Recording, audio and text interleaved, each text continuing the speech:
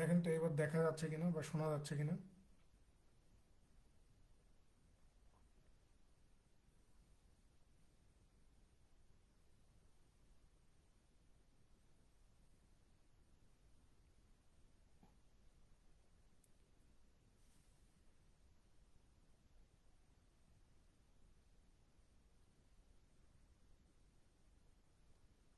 শুনতে পাচ্ছেন আমাকে?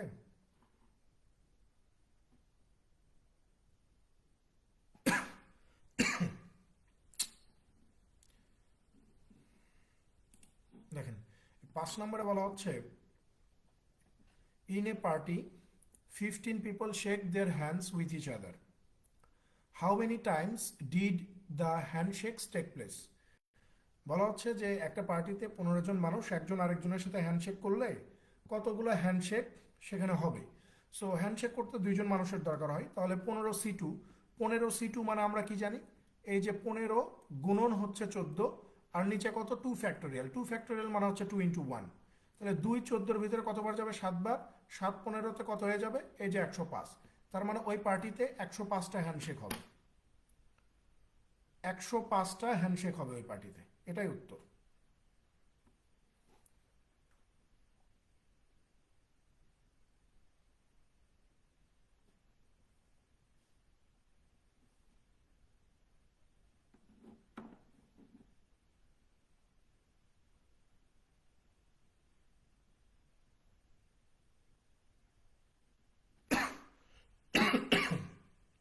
পরেরটাতে চলে যান, 6 নম্বর। 6 বলা হচ্ছে যে at what profit percent must an article be sold so that by selling at the half that price there will be a loss of 30%।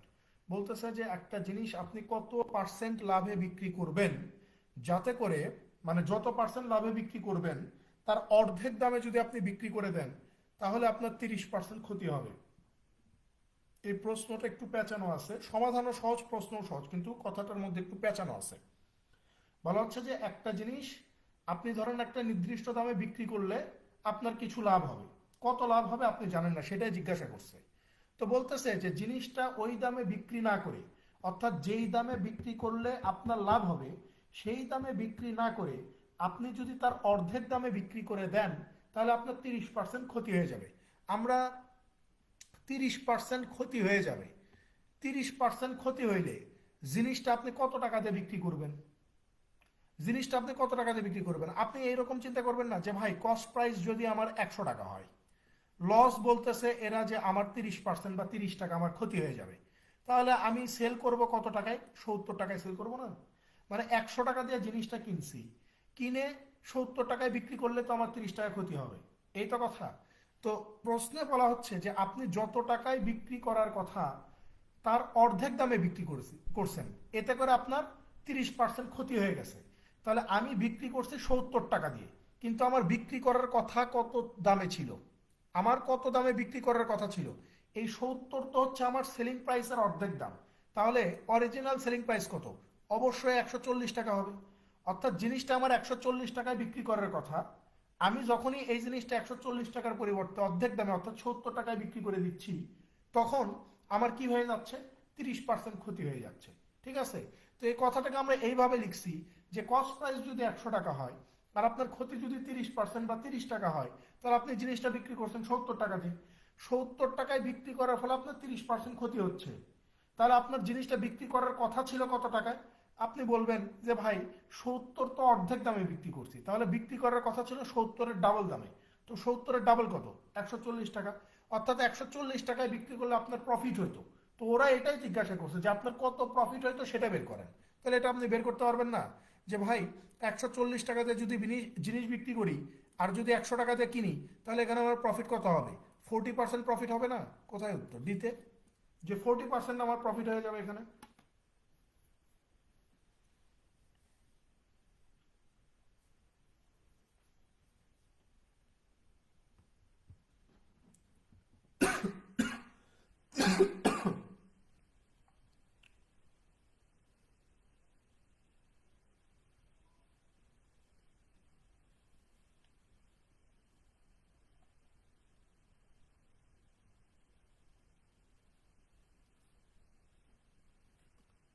পরেরটাতে চলে যান 7 নাম্বার।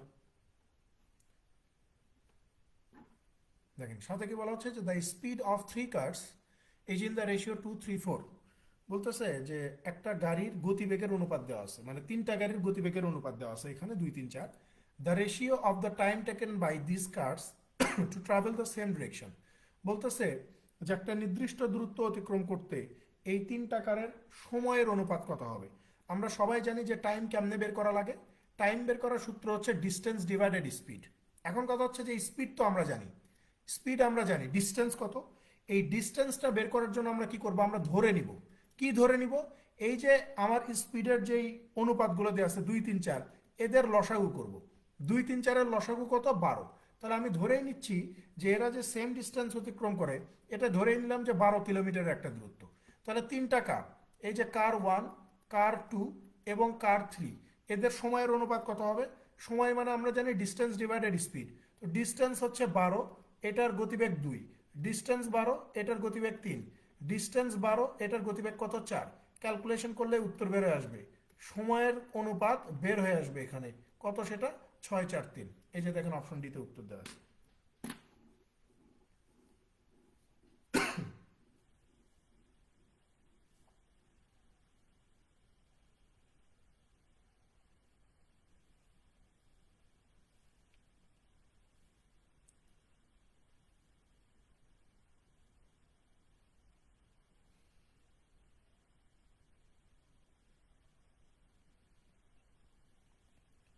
পরেরটাতে চলে যান 8 নাম্বার।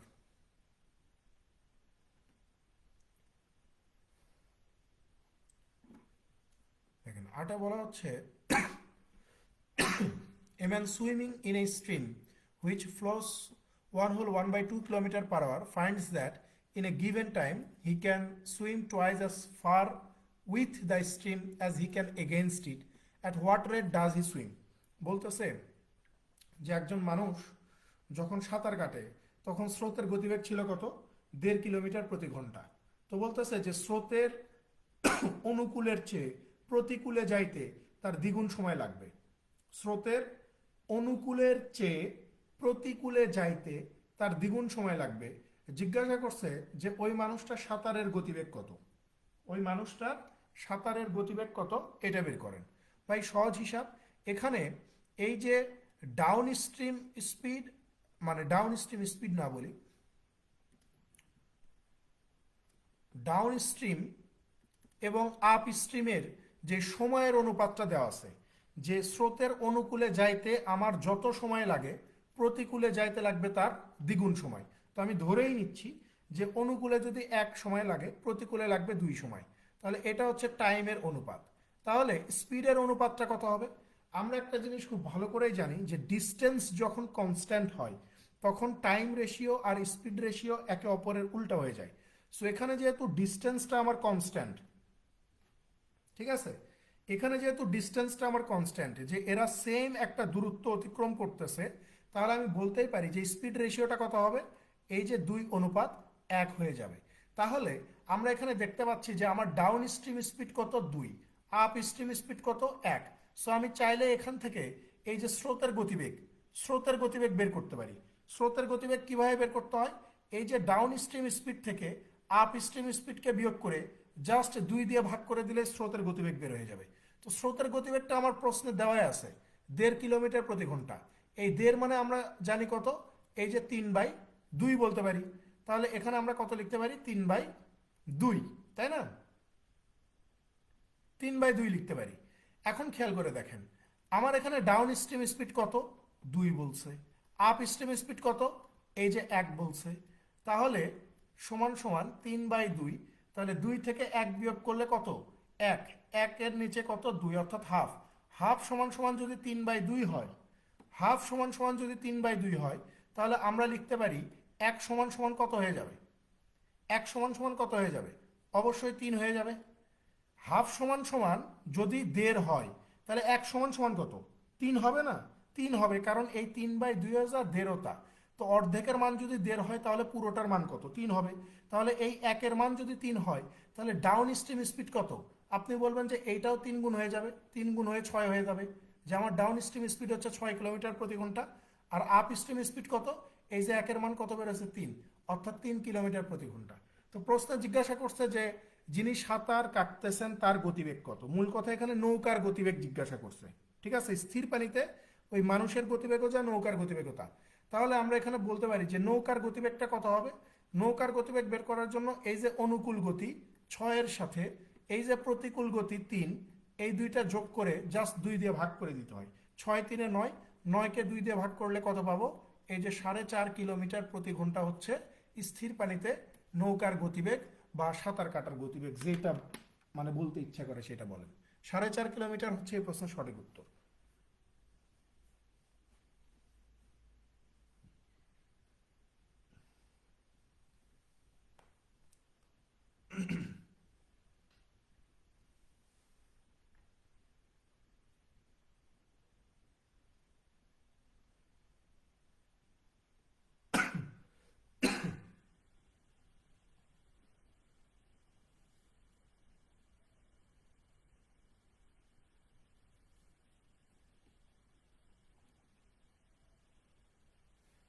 পরেরটাতে চলে যান। দেখেন এখানে বলা হচ্ছে যে in a class 75% passed in English, 60% in mathematics and 25% failed in both the subjects, what is the percentage who passed in both the subjects. 2/2 সেটের প্রশ্ন। আমরা এটা সূত্র জানি কি, এই যে total is equal to A plus B minus এই যে বোথ প্লাস হচ্ছে নান। তো এখানে আমরা টোটাল পার্সেন্টেজ সাইন দেখে বুঝতে পারছি যে এখানে টোটাল নাম্বার অফ স্টুডেন্ট ধরে নিলাম 100%। ইংরেজিতে পাশ করছে কত? এই যে 75%। গণিতে পাশ করছে কত? 60%। উভয় বিষয়ে কতজন পাশ করছে এটা জিজ্ঞাসা করছে। উভয় বিষয়ে কতজন পাশ করছে, কত পার্সেন্ট শিক্ষার্থী পাশ করছে এটা জিজ্ঞাসা করছে। তার মানে বোথ বের করা লাগবে। আর এই যে নান, এই নানে বসাবো হচ্ছে এই যে উভয় বিষয়ে ফেল করছে যারা, তাদেরকে, যে যারা পাশ করতে পারে নাই তারাই নান। তাহলে এই যে 25%, বোথকে এই পাশে পার করে দিলাম। তাহলে খেয়াল করেন 75 সাথে 135, 135 আর 25-এ কত হয়? 40 20 160। তার মানে হচ্ছে 160% থেকে যদি আমরা 100%কে বাদ দিয়ে দিই তাহলে উভয় বিষয়ে পাশ করা শিক্ষার্থীর সংখ্যা আমরা কত পেয়ে যাব? এই যে 60% পেয়ে যাব। উভয় বিষয়ে পাশ কত?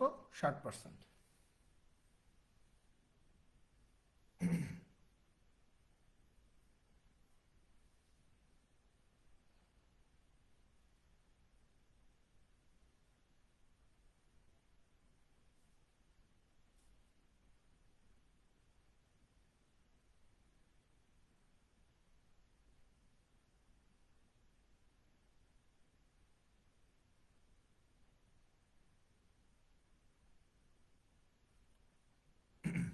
পরেরটাতে চলে যান, 10 নম্বর। দেখেন এটা খুব মানে ছবি থেকে নেওয়া, তো ছবি খুব স্পষ্ট না এখানে, তারপরে বোঝা যাচ্ছে যে আমি একটু লিখে দিই। এটা হইতেছে আপনার 7। হ্যাঁ, এই কালার দিয়ে বোঝা যাবে না, একটু। এইটা হইতেছে 7, এইটা হইতেছে 12, এইটা হইতেছে 18, এইটা হচ্ছে 25, এইটা হইতেছে 33। এখানে কত বসবে এটা জিজ্ঞাসা করছে, ঠিক আছে। দেখেন তাহলে আমরা যদি এই ফাঁকা ঘরে কত বসবে এটা একটু চিন্তা করি, তাহলে খুব ইজিলি বলতে পারবো যে ভাই এখানে 7 থেকে 12 হয়ে যাচ্ছে, তার মানে 5 বাড়ছে। 12 থেকে 18 হচ্ছে, তার মানে 6 বাড়ছে। 18 থেকে 25 হচ্ছে, 7 বাড়ছে। 25 থেকে 33 হচ্ছে, 8 বাড়ছে। তার মানে 5 6 7 8 করে বাড়তেছে। তার মানে এখানে 33 থেকে কত বাড়বে? 9 বাড়বে। তো 33-এর সাথে 9 যোগ করে দিলে এই যে আমরা 42 পাবো, ঠিক আছে। সো 42 উত্তর এখানে। মানে এক এক করে বাড়তেছে, 60 থেকে 5 বেড়ে 12, 12 থেকে আবার 6 বেড়ে 18, 18 থেকে 7 বেড়ে 25, 25 থেকে 8 বেড়ে 33। তার মানে 33 থেকে 9 বৃদ্ধি পাওয়ার পরে কত হবে? 42 হবে।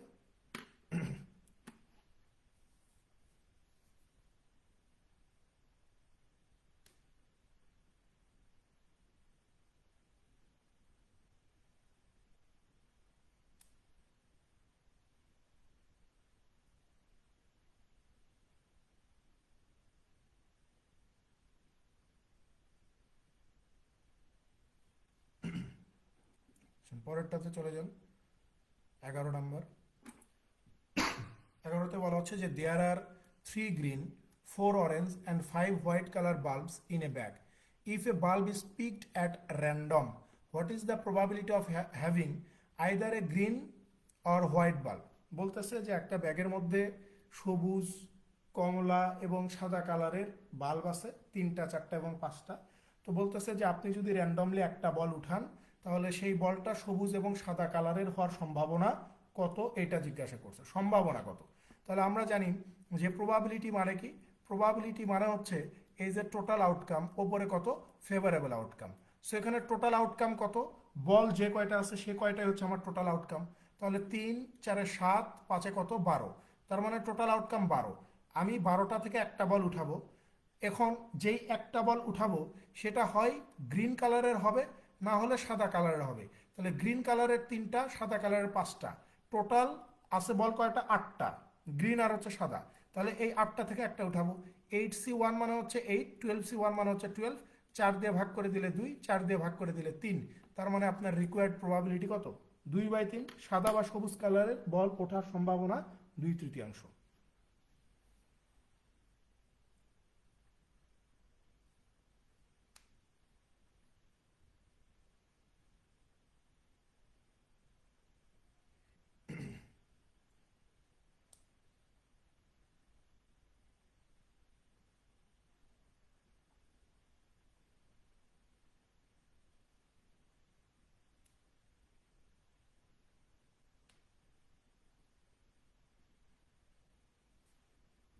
পরেরটাতে চলে যান 12 নম্বর। প্রশ্নটা অনেক জায়গায় আসছে, মানে সেম টাইপের প্রশ্ন, এখানে শুধু একটু ঘুরাই দিছে কথাটা। এখানে বলা হচ্ছে যে in the figure AD and BC are line intersecting at O, what is the value of A? বলতেছে যে এডি, এডি আর হচ্ছে বিসি দুইটা সরল রেখা যেটা ও বিন্দুতে মানে সমদ্বিখণ্ডিত হয়েছে। তো বলা হচ্ছে যে এখানে এর ভ্যালুটা কত, এর ভ্যালুটা কত এটা জিজ্ঞাসা করছে। ভাই দেখেন এগুলো হচ্ছে বিপরীত কোণ, ভার্টিক্যালি কি বলে জানি অপোজিট অ্যাঙ্গেল। তাহলে এই কোণটা মানে এই যে ওয়াই কোণটা যত বড়, খেয়াল করেন এই ওয়াই কোণ যত বড়, এই ওয়াই কোণের ঠিক বিপরীতে যেই কোণটা আছে এই যে 2x+30, এইটাও ঠিক তত বড়, অর্থাৎ ওয়াই আর 2x+30 এই দুইটা সমান। তারপরে এই যে 5x+5 এই কোণটা যত বড়, 5x+5 এইটা যত বড়, ঠিক এই কোণটা মানে তার বিপরীত কোণটাও ঠিক তত বড়, অর্থাৎ এই যে 5y/2 এটাও ঠিক তত বড়। ঠিক আছে, তো এখানে যেহেতু আমরা ওয়াইয়ের মানটা জানি, জাস্ট এখানে ওয়াইয়ের ভ্যালুটা বসাই দিব আমরা। তো এখানে আমরা লিখতে পারি যে ভাই 5x+5a is equal two 5 into ওয়াইয়ের মান কত, এই যে 2x+ হচ্ছে 30 ডিভাইডেড কত 2। তাহলে আমরা লিখতে পারি যে 5x+5a is equal two 5 2 10x+, 5 3 150 ভাগ হচ্ছে 2। তাহলে এই যে 5x+5a ইজ ইকুয়াল টু কত, 2 দিয়ে 10xকে ভাগ করলে 5x, প্লাস 2 দিয়ে 150কে ভাগ করলে 75, 5x ক্যান্সেল আউট হয়ে যাবে। তাহলে এ সমান সমান কত বলতে পারি, এই যে 75/5 ইজ ইকুয়াল টু 15। তো এর মান কত, এই যে 15, এর মান কত বের হয়ে গেছে, 15 বের হয়ে গেছে।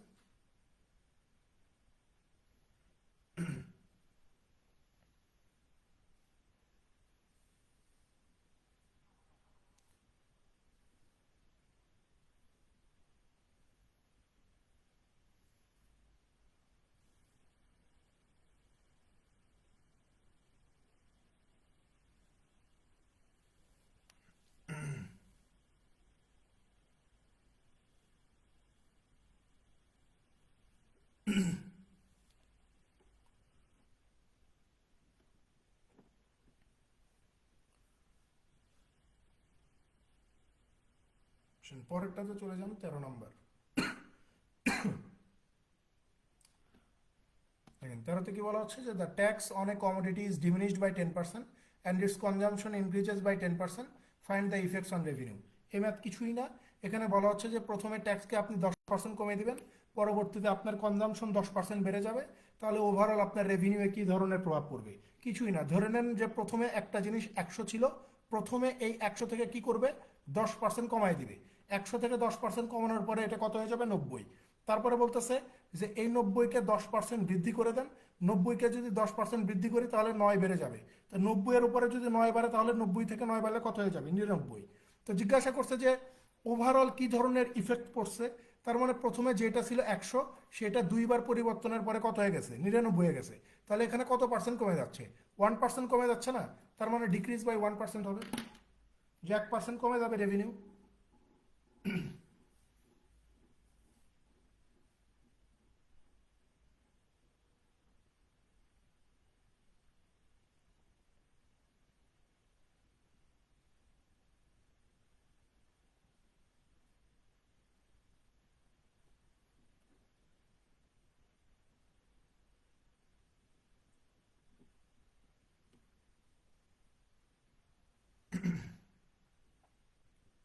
পরেরটাতে চলে যান, 14 নম্বর।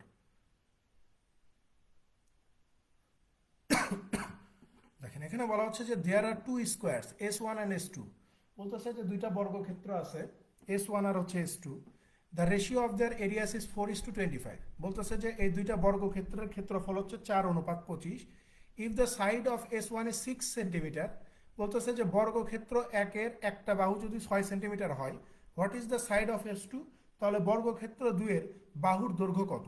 ভাই খেয়াল করেন, S1 অনুপাত S2 এদের ক্ষেত্রফলের অনুপাত কত দেওয়া আছে? এই যে 4:25 দেওয়া আছে। তাহলে সাইডের অনুপাত কত হবে? আমরা জানি যে বর্গের ক্ষেত্রফল থেকে যদি বর্গের বাহু নির্ণয় করতে চাই, জাস্ট বর্গের ক্ষেত্রফলের উপরে কি করতে হবে? স্কোয়ার রুট করে দিতে হবে। তাহলে এখান থেকে আমরা বর্গের বাহুটা কত পেয়ে যাব? আপনি বলবেন যে 4-এর উপর স্কোয়ার রুট করলে 2, 25-এর উপর স্কোয়ার রুট করলে 5। তো এখানে বলা হচ্ছে যে 1 নম্বর বর্গক্ষেত্রের একটা বাহু কত? 6। সো এখানে 1 নম্বর বর্গক্ষেত্রের বাহু কত বের হয়েছে? 2। তো 2 সমান সমান যদি 6 হয় তাহলে 5 সমান সমান কত হবে? 2 3 গুণ হয়ে 6 হয়েছে, তার মানে 5 3 গুণ হয়ে এই যে 15 হয়ে যাবে। এই যে স্কোয়ার টুর যেই বাহু, সেই বাহুর দৈর্ঘ্য কত? 15 সেন্টিমিটার।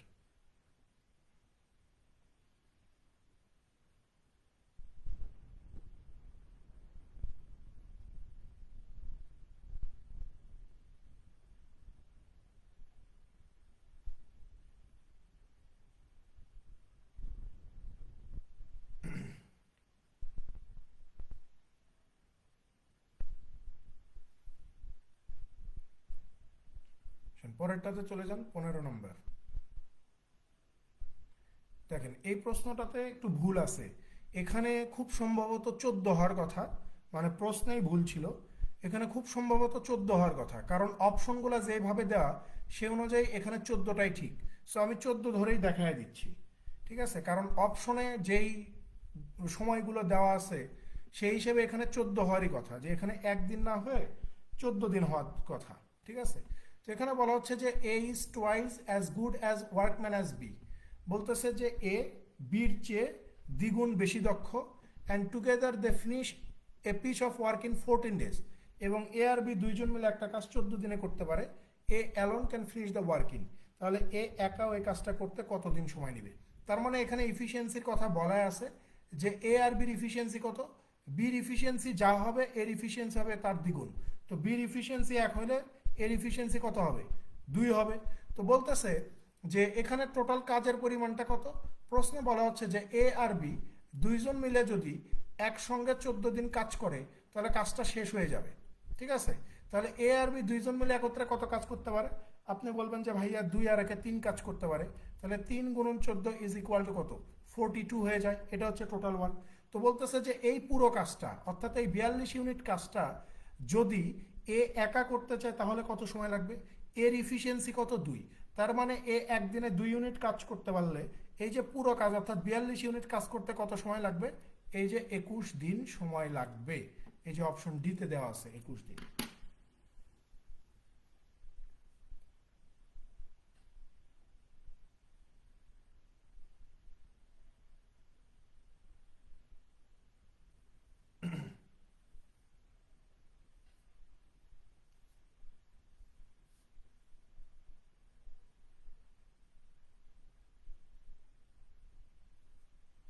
পরেরটাতে চলে যান, 16 নম্বর।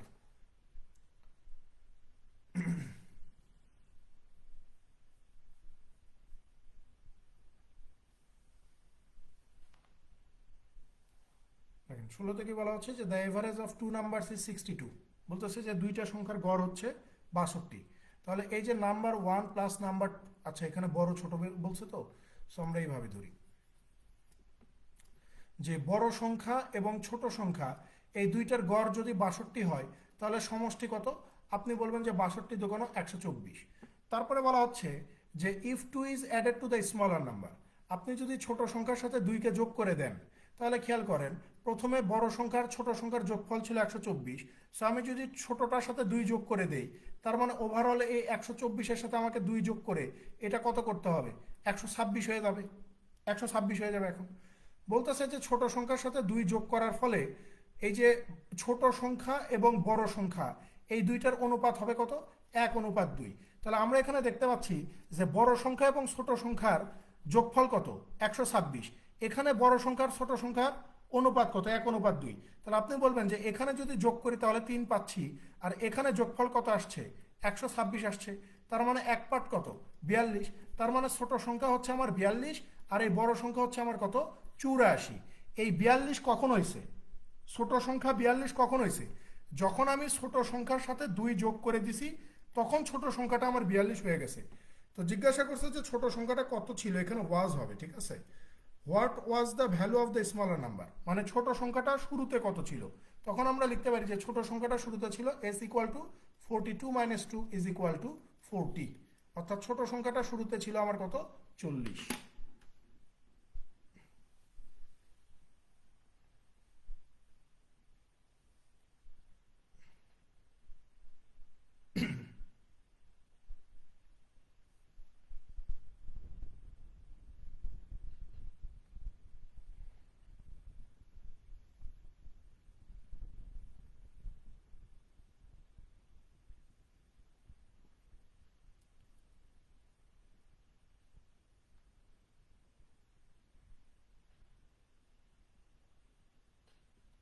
পরেরটাতে চলে যান, 17 নাম্বার।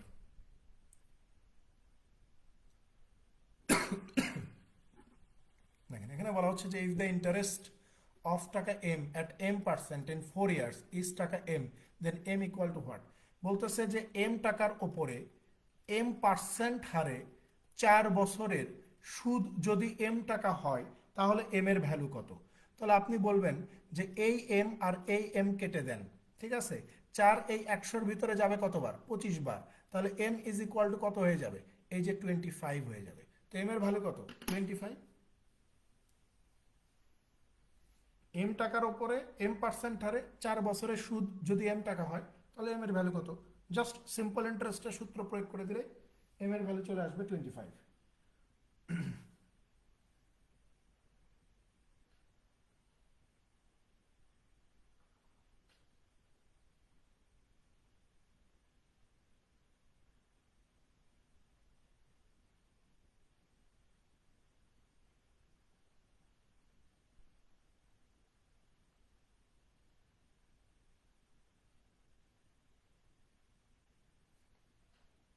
পরেরটাতে চলে যান, 18 নম্বর। দেখেন এখানে বলা হচ্ছে যে two trains of equal length are running on parallel lines in the same direction at 46 km/h and 36 km/h. The faster train passes the slower train in 36 seconds.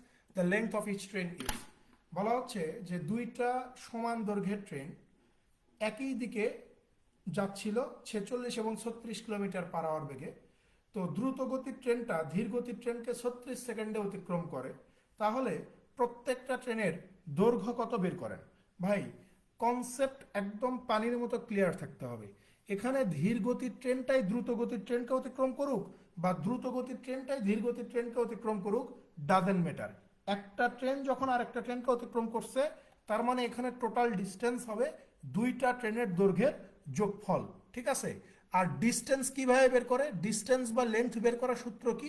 আমি কি বলছি? স্পিড ইনটু টাইম করলে ডিস্টেন্স বা length বের হয়ে যাবে। সেখানে speed কত? এখানে প্রথমেই চলে আসবে রিলেটিভ স্পিডের বিষয় চলে আসবে, কারণ দুইটা ট্রেন একই দিকে যাচ্ছিল, একটার গতি 46 আর একটার গতি হচ্ছে 36। তাহলে রিলেটিভ স্পিড কত? 10 km/h। তার মানে স্পিডটা কত হবে? এই যে রিলেটিভ স্পিড 10, এইটাকে মিটার পার সেকেন্ডে কনভার্ট করার জন্য 5/18 দিয়ে গুণ করে দিব। টাইম কত? একটা আরেকটাকে অতিক্রম করতে কত সেকেন্ড সময় নিছে? এই যে বলতেছে যে 36 সেকেন্ড সময় নিছে। 18 দুগুণ 36, 5 দুগুণ 10, 10 10 কত? 100 মিটার। এখানে যেই 100 মিটার দেখতে পাচ্ছি, এটা হচ্ছে ট্রেন 1 এবং ট্রেন 2, এই দুইটা ট্রেনের দৈর্ঘ্যের যোগফল। তো জিজ্ঞাসা করছে যে যে কোনো একটা ট্রেনের মানে প্রত্যেকটা ট্রেনের মানে দৈর্ঘ্য কত সেটা বের করো। তো যেহেতু দুইটা ট্রেনই সমান দৈর্ঘ্যের ছিল, তার মানে 100কে জাস্ট সমান দুইটা ভাগে ভাগ করে দিলে আমি বলতে পারবো যে প্রত্যেকটা ট্রেনের দৈর্ঘ্য হচ্ছে 50 মিটার করে। প্রত্যেকটার দৈর্ঘ্য কত? 50 করে।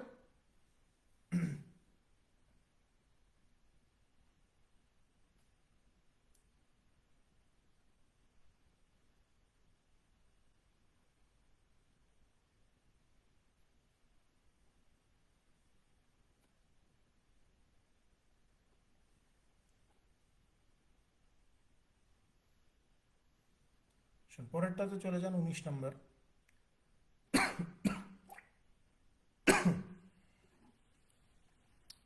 দেখেন 19-এ বলা হচ্ছে যে in a mixture of 45 litres the ratio of milk and water is 4:1। বলতেছে যে 45 লিটারের একটা মিশ্রণে দুধ এবং পানির অনুপাত কত? 4:1। প্রশ্নে বলতেছে যে দুধ আর পানি মিলে কত? 45। এখানে দুধ আর পানির অনুপাত যদি যোগ করে দেই, 4 আর 1-এ 5 পাচ্ছি। 5 পার্ট যদি 45 হয়, 1 পার্ট হবে 9। তার মানে দুধের পরিমাণ কত? 4 নং 36, পানির পরিমাণ কত? 9। আমাকে জিজ্ঞাসা করছে যে how much water must be added, কত পানি আমি অ্যাড করে দিব to make the mixture ratio 3:2। বলতেছে যে আমি কত লিটার পানি এখানে মিক্স করব যাতে করে দুধ এবং পানির অনুপাত 3:2 হয়। এখান থেকে খুব ক্লিয়ারলি বোঝেন যে এখানে কিন্তু আমি পানি মিক্স করতেছি, দুধ মিক্স করতেছি না। তার মানে দুধ শুরুতেও 36 ছিল, পরবর্তীতেও 36ই থাকবে। তাহলে খেয়াল করেন, দুধের অনুপাত ছিল পরবর্তীতে কত? 3। এই 3 36 হয়ে গেছে। তার মানে 3 12 গুণ বৃদ্ধি পেয়ে যদি 36 হয়, তাহলে অনুপাতের উত্তর রাশি 2, এটাও 12 গুণ বৃদ্ধি পেয়ে কত হবে? 24 হবে। তার মানে শুরুতে আমার পানির পরিমাণ ছিল 9, পানি মিক্স করার পরে পানির পরিমাণ কত হয়ে গেছে? 24। তাহলে এখানে কত লিটার পানি মিক্স করছি? আপনি বলবেন যে 15 লিটার পানি মিক্স করছি। এই যে অপশন এতে উত্তর দেওয়া আছে, যেখানে পানি মিক্স করছে আমি 15 লিটার।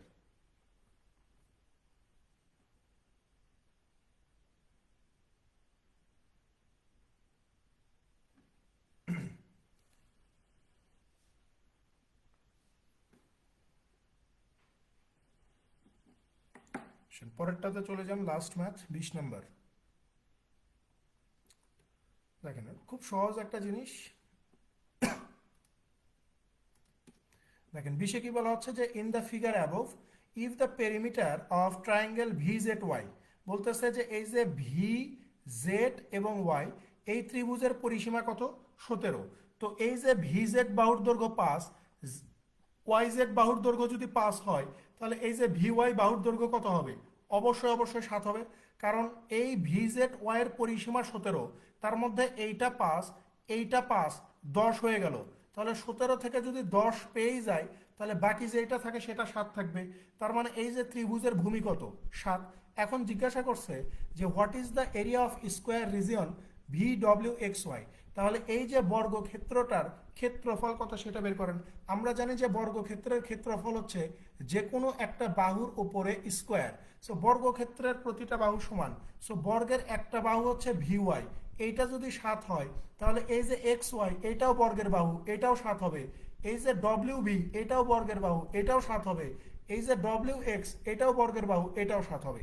তার মানে বর্গের বাহু হচ্ছে 7। এই 7-এর উপরে যখন আমি স্কোয়ার করে দিব, তখন বর্গক্ষেত্রের ক্ষেত্রফল পেয়ে যাবে কত? 49। এই 49 হচ্ছে এই প্রশ্নের সঠিক উত্তর। বিয়ারলি 10 মিনিটও লাগবে না।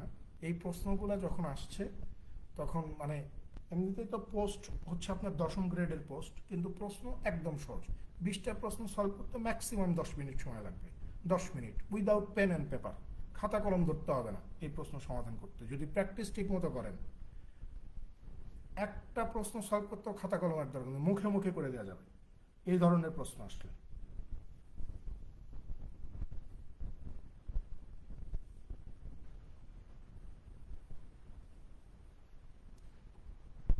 আমাদের অফিসারের কি আর কোনো প্রশ্ন বাকি আছে?